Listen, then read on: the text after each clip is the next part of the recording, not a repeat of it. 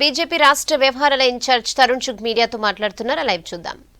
सबसे मिलने वाला हूं और उसी क्रम में आप सबके दर्शन करने का मौका, आप सबके रूबरू होने का मौका पार्टी ने मुझे दिया है। तेलंगाना बदल रहा है। अब किसी भी गली बाजार में जाइए तो यहाँ की जनता आपको कहती मिलेगी, तेलंगाना वांट्स चेंज। क्यों चाहिए चेंज? मैंने देश के अंदर कई तरह की पार्टियां देखी, कई तरह की सरकारें देखी। बाप बेटी की सरकार, कहीं पर मां बेटे की पार्टी भी है।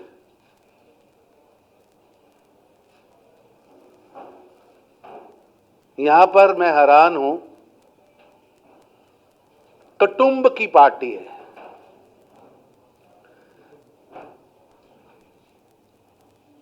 वो एक वर्ड है, अगर कोई बिजनेस को डील करते हो, HUF,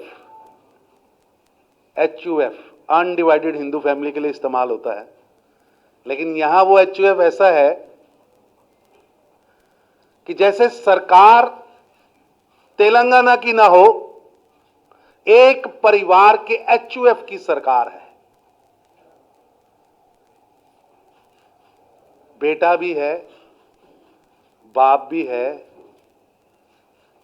बिटिया भी है, दामाद भी है, दामाद का रिश्तेदार भी है, बहनोई भी है।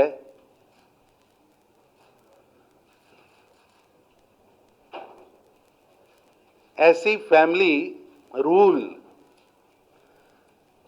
और जो जहां सबसे बड़ी बात देखी मैंने कि आपस के अंदर रेस है, इट इज अ रेस, कि बेटा स्टेट को ज्यादा लूटेगा, बेटी ज्यादा उगराही करेगी, कि दामाद धन इकट्ठा करेगा। पूरी की पूरी फैमिली तेलंगाना को लूटने के लिए, यहां के साधनों को लूटने के लिए, यहां के लोगों के अधिकारों को लूटने के लिए लगी हुई है। मैं कार्यकर्ताओं से सुन के हैरान था कि पूरी दुनिया में महामारी का प्रकोप था।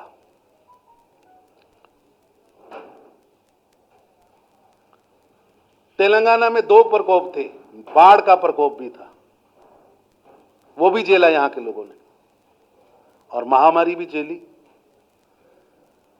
लेकिन सो कॉल्ड HUF के कर्ता यानी राजा साहेब, महाराजा साहेब अपने फार्म हाउस से 7 स्टार महल से नहीं निकले। 7 स्टार फार्म हाउस से नहीं निकले और केवल राजा साहेब, राजा बाबू देखी थी ना आपने, वो हमारे राजा साहेब, राजा बाबू,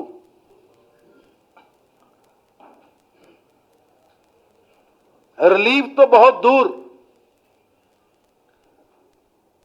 देश में सरकारें हैं, कर्नाटका की बिल्कुल पास लगती सरकार है, स्टेट गवर्नमेंट ने अपना पैकेज घोषित किया। 8 महीने में रिक्शा वाला, ऑटो वाला, रेडी वाला, खमचे वाला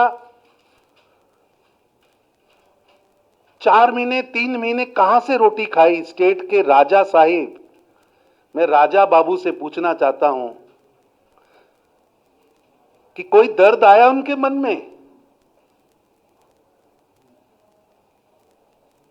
राजा बाबू मस्त है 7 स्टार फार्म हाउस में, और तेलंगाना की जनता पिस रही है, बाढ़ से भी लड़ रही है, महामारी से भी लड़ रही है। भारतीय जनता पार्टी तेलंगाना पूछती है, राजा साहेब, राजा बाबू, एक गांव जहां जाकर आपने एक हॉस्पिटल, एक डिस्पेंसरी, एक रिक्शा वाले के घर पे आपने विजिट किया?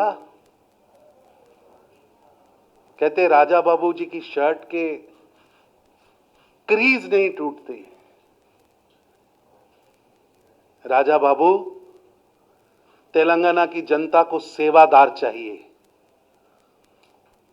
राजा बाबू नहीं चाहिए।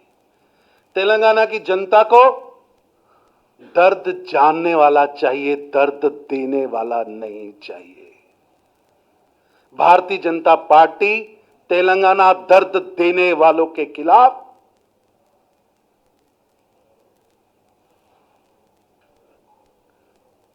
उनके चेहरे पर चढ़े नकाब उतारेगी, उतारेगी। ये नहीं है कि मैं उनसे हिसाब मांग रहा हूं। भारतीय जनता पार्टी राजा बाबू से हिसाब मांग रही। राजा बाबू, हमारा हिसाब ले लो, अपना हिसाब दे दो। अपना हिसाब दो ना राजा बाबू। तुम्हारी कितनी शर्ट है, उसका कितना क्रीज अच्छा है वो नहीं, तुमने कितने गरीब के घर पे कुछ पहुंचाया उसका हिसाब दो। और मित्रों, मैं बड़े गर्व के साथ कहता हूं, भारत के प्रधानमंत्री श्री नरेंद्र मोदी जी के नेतृत्व में जहां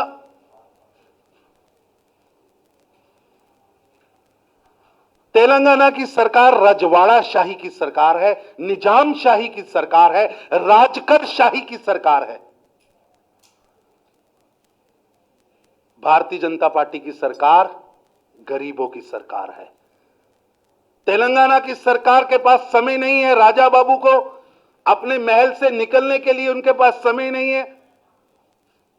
कहते अब शुगन हो जाएगा, मैं सचिवालय चला जाऊंगा। आप सबसे बड़ा शुगन है, आपसे क्या अब शुगन होना है? आप खुद ही सबसे बड़ा अब शुगन है। क्यों नहीं जाते सीएमओ? सचिवालय में क्यों नहीं बैठते? क्योंकि किसी का दर्द सुनना पड़ेगा, दर्द सुनेंगे तो दवा देंगे। और प्रधानमंत्री श्री नरेंद्र मोदी जी के नेतृत्व में हमने जिसके घर पे रसोई गैस नहीं था, रसोई गैस पहुंचाया। जिसके घर पे शौचालय नहीं था, शौचालय पहुंचाया। जो तेलंगाना का व्यक्ति कभी बैंक में नहीं गया था, 70 साल में बैंकिंग से जिन लोगों को पीछे रखा, हमने उनको जनधन अकाउंट दिया। हमने 12 रुपए में 330 में इंश्योरेंस दिया।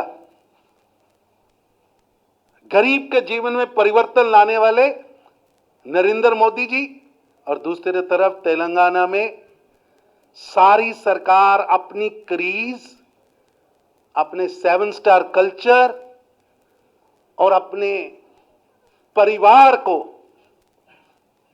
अपने कुटुंब को,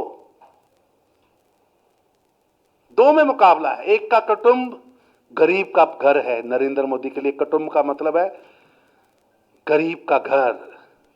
135 करोड़ नागरिक, तेलंगाना की करोड़ों जनता भारतीय जनता पार्टी के लिए कुटुंब है।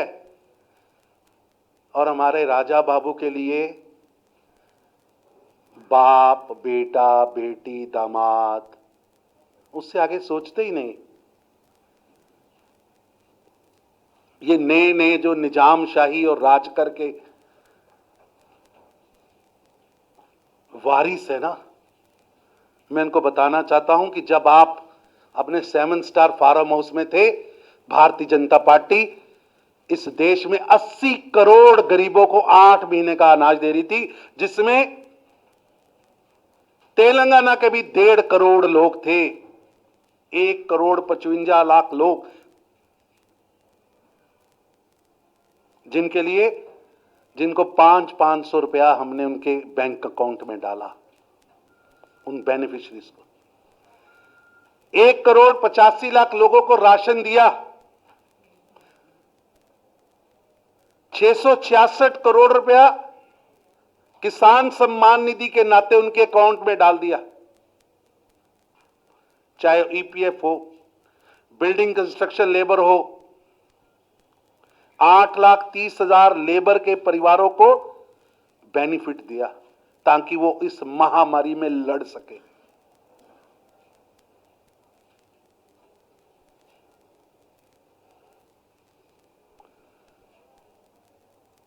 राजा बाबू आपने क्या किया? मैं खुली चुनौती देता हूं उनको कि भारतीय जनता पार्टी के अध्यक्ष संजय जी किसी भी चौराहे पर वो आ जाएं, वो अपना हिसाब लाएं, ये मोदी सरकार का यहां पर किए हुए काम को लेके आएंगे। खुली चुनौती, खुली चुनौती। कोई कहता है ये कार हमारी है, कोई कहता है स्टीयरिंग मेरे पास है। स्टीयरिंग किस किस के पास है इस सरकार का? बेटी के पास है, दामाद के पास है, बेटे के पास है, बाप के पास है, कि कहीं गिरवी भी रखा है? गिरवी भी रखा है ना भाई साहब। देखिए, बाई इलेक्शन हारते ही मैंने दुनिया में कभी ऐसी चुनाव नहीं देखा कि चुनाव से परिणाम तक, घोषणा से परिणाम तक 12 या 13 दिन दिए हों। ये बौखलाहट, ये घबराहट राजा बाबू किस लिए है? 3 महीने पहले चुनाव करा दिया, और राजा बाबू ने 3 महीने पहले चुनाव भी करा दिया। भाजपा को रोको, रोको। 1200% की बढ़ोतरी है भाजपा की। हम 4 थे, 48 हुए हैं। वो भी तब जब हर जगह पर